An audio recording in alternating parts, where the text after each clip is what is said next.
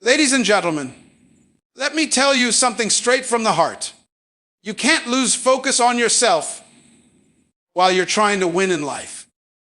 See, too many people are out here watching other folks, scrolling through their highlight reels, comparing their behind the scenes to somebody else's big moment. You can't win that way. You got to put the mirror back on you. Comparison kills progress. Focus inward, not outward. See, one of the biggest mistakes people make today is looking at what everybody else is doing and trying to measure their own worth against that. You wake up in the morning, grab your phone, and before you even thank God for another day, you're scrolling through somebody's vacation pictures, their new car, their smiling family, their so-called perfect life. You start feeling like you're behind, like somehow you're losing. And that's how comparison starts poisoning your spirit.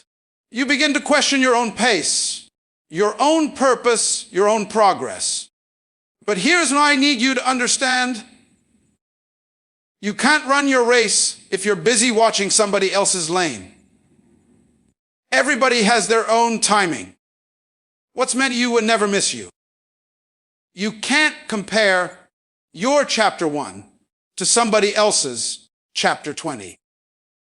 You don't know what that person went through to get there. You don't know the sacrifices, the failures, the late nights, the prayers, the tears. You just see the shine, not the struggle. That's what social media has done. It's made people forget that success has a process. You see the blessing, but not the building. You see the reward, but not the work. So instead of being inspired, people start getting insecure. Instead of clapping for others, they start criticizing themselves. And when you do that, you kill your own growth. When you focus outward, your energy scatters. You spend your time chasing validation instead of vision. You start imitating instead of innovating. You lose your originality because you're too busy trying to match somebody else's moves. But the truth is, the world doesn't need another copy. It needs you. It needs your gift, your story, your voice, your flavor. God made you different on purpose. There's something about your combination of talents, struggles, and experiences that nobody else has. So when you waste time comparing, you're basically saying to God, what you gave me isn't enough. And that's not just ungrateful. That's dangerous because it blinds you to your blessings. You got to understand, focus is power. When you focus on yourself, your growth becomes unstoppable. You start identifying your weaknesses and working on them. You start recognizing your strengths and sharpening them. You start caring about what others think and start caring about what you're becoming. You stop competing with people and start competing with your own potential. That's where real progress lives, not in beating others, but in becoming better than who you were yesterday. Now, I know it's not easy. We live in a world built on comparison. Everything's ranked, rated, and reviewed. People want to know who's richer, who's prettier, who's faster, who's more successful. But life ain't a scoreboard. There's no single measure that defines success for everybody. Success is personal. For one person, it might be owning a business. For another, it might be raising great kids. For somebody else, it might be finding peace after pain. You got to define what winning looks like for you, not what the world says it should look like. Otherwise, you'll spend your whole life chasing someone else's dream while abandoning your own. I remember when I first started in comedy, I used to look at other comedians and think, man, they're getting all the gigs. They're making money. They're on TV. I used to wonder when my turn was coming. But every time I compared myself to them, I got distracted from what I needed to do.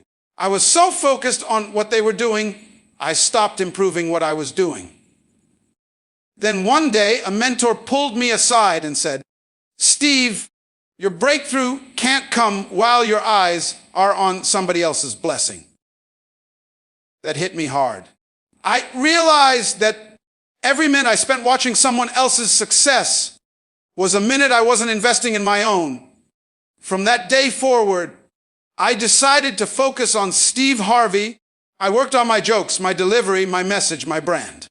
And that focus, not jealousy, not envy, not competition, but focus is what got me here. When you keep your attention inward, everything around you starts aligning. You begin to appreciate small wins. You start noticing your own progress. You start understanding your own value. And when you truly understand your value, you stop settling for less. You stop chasing approval. You start walking with purpose. That's when opportunities begin to find you, because the world respects someone who's rooted in themselves. The danger of comparison is that it tricks you into thinking you're not enough. It whispers lies in your ear, tells you you're too old, too young, too late, too belate. But let me tell you something: nobody can outshine you at being you. Your timing is your timing. Your journey is your journey. Stop rushing it because someone else looks like they're ahead.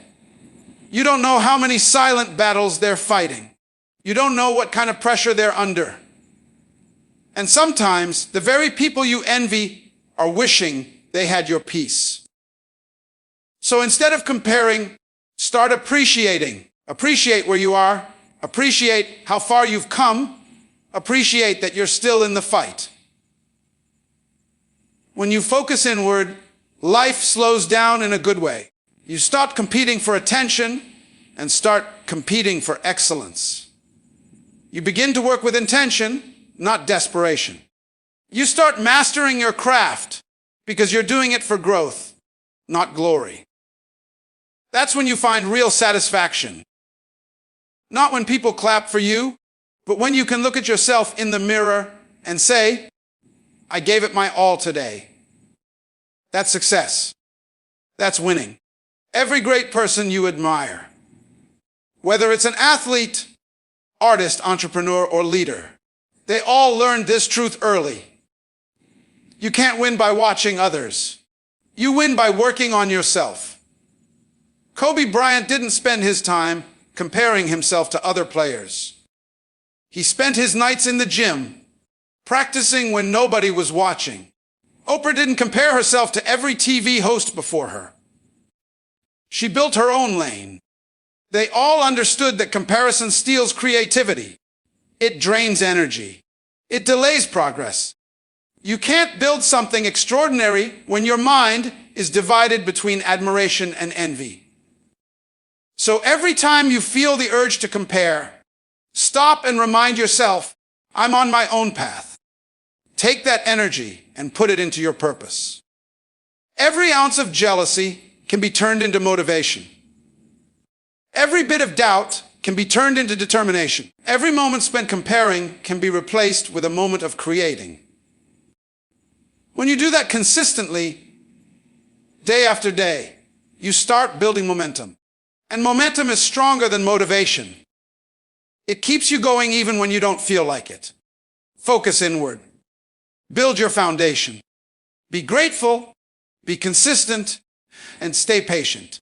Because when you stop comparing and start committing, life opens up in ways you never imagined. Your mind becomes clear, your confidence grows, and your purpose starts to shine. The world can't help but notice someone who's locked in on becoming their best self. That's how you win, not by being better than others, but by becoming the best version of you. Discipline beats distraction every single time. The truth is, talent will open the door, but discipline will keep you in the room. You can be the most gifted person in the world, but if you don't have control over your focus, your habits, and your time, you'll never reach your full potential. Discipline is what separates those who dream from those who do. Everybody wants success, but not everybody is willing to pay the price of consistency. Discipline isn't about doing what's easy. It's about doing what's necessary even when you don't feel like it. Because let's be honest, there will be days when motivation disappears. There will be mornings when you don't want to get out of bed, when your plans fall apart, when the world feels too heavy. In those moments, discipline is what keeps you moving. It's that quiet force inside that whispers, keep going. When everything else screams, stop. Discipline is not glamorous. It doesn't get applause or likes. Nobody's cheering you on at 5 a.m.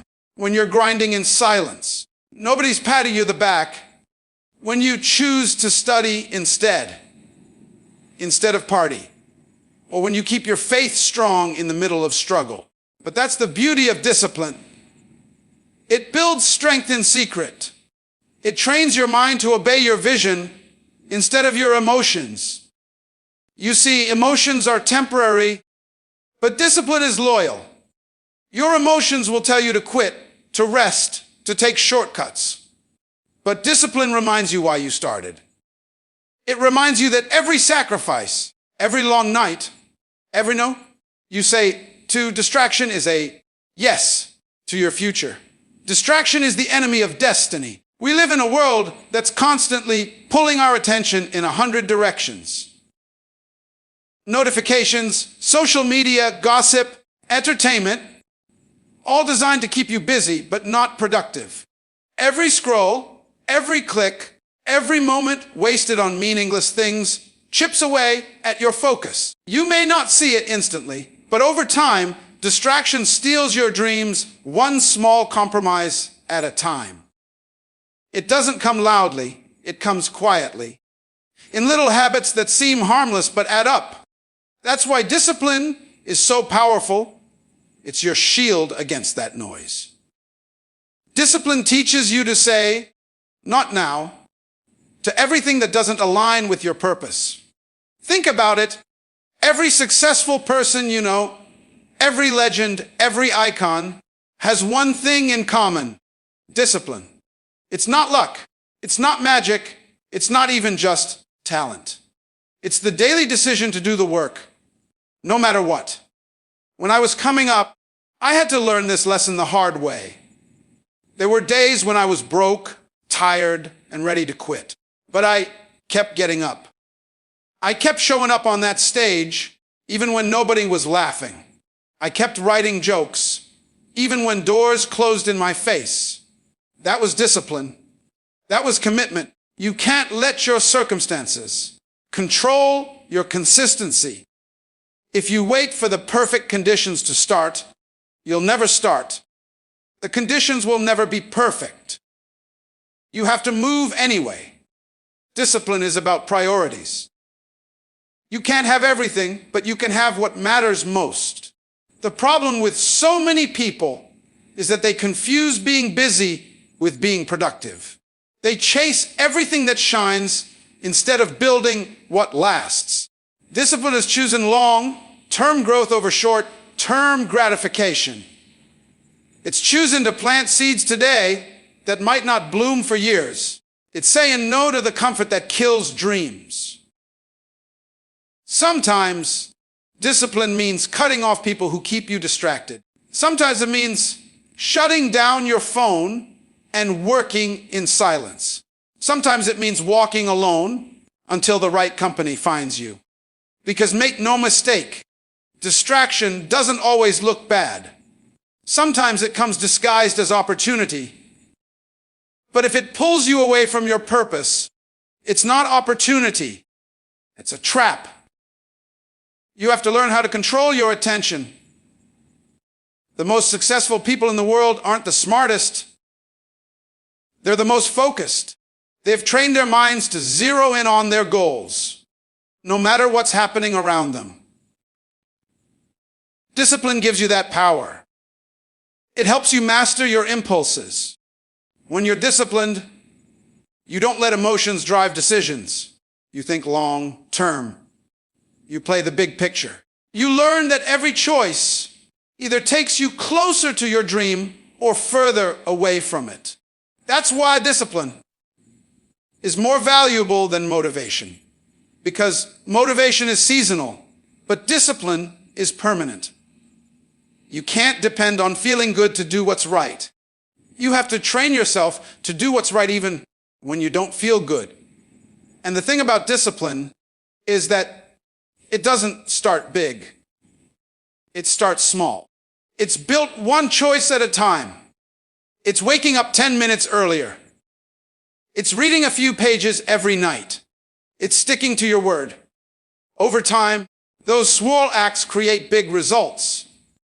People see the finished product and think it happened overnight, but they don't see the repetition, the routine, the sacrifices. You can't microwave greatness. You have to slow cook it through discipline. You have to show up every single day, whether it's raining, whether you're tired, whether you're scared. You show up because the version of you that wins is forged in consistency. When you become disciplined, distractions lose their power. You stop falling for every temptation, every shiny new thing. You start thinking with clarity. You start seeing what truly matters. Your habits begin to shape your identity, and your identity begins to shape your results. You start trusting yourself more because you know you'll follow through. That's a kind of confidence no one can give you. You earn it. Discipline is self-respect in action. It's telling yourself, I'm worth the effort. My dreams deserve my commitment. That mindset will take you farther than talent ever will. There will always be distractions. There will always be excuses. Life will always give you reasons to quit.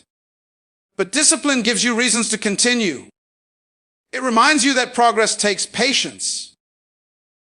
It reminds you that growth takes time. You can't rush purpose, but you can remain prepared for when your moment arrives. Discipline makes sure you're ready when the opportunity knocks. Because when your shot comes, you only have time to prepare. You'll only have time to perform. And you can only perform at your best if you've been disciplined in your preparation. You can't be great part-time. You can't live a full-time dream with a part-time effort. Discipline demands full commitment. It doesn't care how you feel. It cares you do. You have to be willing to outwork your excuses, to push past your comfort zone, to sacrifice what's easy for what's eternal, because every moment you spend distracted is a moment your future self will have to pay for. Every moment you spend disciplined is a moment your future self will thank you for. So, when you wake up in the morning, ask yourself, am I being disciplined or distracted? Am I focused on progress or comfort? Because at the end of the day, the difference between those who wish and those who win comes down to one thing: discipline. The ones who win don't have more time. They just use their time better. They don't have fewer challenges. They just face them with consistency. And when everything else fades, when motivation, excitement, and energy run out, discipline will still be there, standing strong, carrying you forward. Discipline is the bridge between your dreams and your destiny. Every step you take with focus and consistency builds that bridge. And when you cross it, you'll realize it wasn't luck. It wasn't magic. It wasn't talent. It was your discipline that made the impossible possible. Because at the end of the day, no matter who you are or where you start, discipline beats distraction every single time. Failure is not final. Quitting is. Everybody fails. Every single person who has ever done something meaningful has failed more times than they can count. But the difference between those who succeed and those who don't isn't talent. It isn't luck, and it isn't even timing. It's persistence. The winners are the ones who fell down and got back up one more time than they fell. Failure doesn't end your story, it refines it. It teaches you, shapes you, and prepares you for the blessing waiting on the other side. The only real failure in life is giving up before your breakthrough arrives. Quitting is what kills dreams. Failure is just the tuition you pay for success. See, people are scared of failure because they think it defines them. They think if they fail at something, it means they're not good enough, smart enough, or worthy enough. But that's not true. Failure is feedback, not finality. It's a signal that something needs to change. Maybe your approach, maybe your mindset, maybe your strategy, but not your destination. Failure is part of the process. It's proof that you're trying, that you're stretching beyond your comfort zone. Nobody learns from perfection. People learn from mistakes. The most successful individuals on this planet failed hundreds of times before they found their formula. Walt Disney got fired because his boss said he lacked creativity. Oprah was told she wasn't fit for television. Michael Jordan didn't make his high school basketball team. Steve Harvey was homeless before he was famous. What if they had quit when life got tough? What if they let failure convince them to stop? The world would have never seen their greatness. You can't let temporary setbacks turn into permanent surrender. Every time you fall, you have two choices. You can stay down and complain, or you can rise up and continue. Life doesn't reward those who avoid failure. It rewards those who endure it. Because here's the truth. The path to success is never straight. It's full of twists, turns, and detours. Sometimes you'll take 10 steps forward and get knocked 20 steps back. But that doesn't mean you've lost. That just means you're learning. And every time you get up after a fall, you come back stronger, wiser, and hungrier. Failure is the gym where resilience is built. When I first started in comedy, I bombed plenty of times. I stood on stage, told my best jokes, and nobody laughed. I walked off humiliated. But every failure taught me something: how to read an audience, how to adjust my timing, how to own the stage with confidence. If I had let those early failures break me, I wouldn't be standing where I am today. I learned that failure is a teacher in disguise. It humbles you, it corrects you, and it prepares you. When you fail, you discover what doesn't work, and that's how you eventually find what does. You can't skip that process. You can't grow without falling a few times. Every seed has to be buried before it blooms. The problem is, most people quit too early. They quit because they can't see the results yet. They quit because it's taking longer than they expected. But let me tell you something. Success doesn't run on your schedule. It takes time. You can't rush greatness. Sometimes God delays things not to deny you, but to develop you. That delay is building character, patience, and strength. You might not understand it now, but when you finally win, you'll realize every failure was necessary. Every no you got was protecting you from something not meant for you. Every closed door was directing you to a better one. The key is not to stop walking. As long as you're moving, you're growing. Quitting freezes your story, failing refines it. Failure also teaches gratitude. When you've struggled, when you've tasted defeat, when you've been told no, enough times success becomes sweeter. You stop taking blessings for granted. You learn to appreciate every small victory, every step forward, every little win. You understand the value of the grind because you've lived it. People who never failed don't know how to handle success. They think it's permanent. But those who failed, fallen, and risen know that every win comes with a cost. And that cost is persistence. You have to reframe how you see failure. Stop seeing it as a dead end. Start seeing it as a D2. It's not rejection, it's redirection. Sometimes failure is God's way of saying, that's not your door. You might be chasing something that isn't aligned with your purpose, and failure becomes the push that leads you where you actually belong. The only mistake you can make is refusing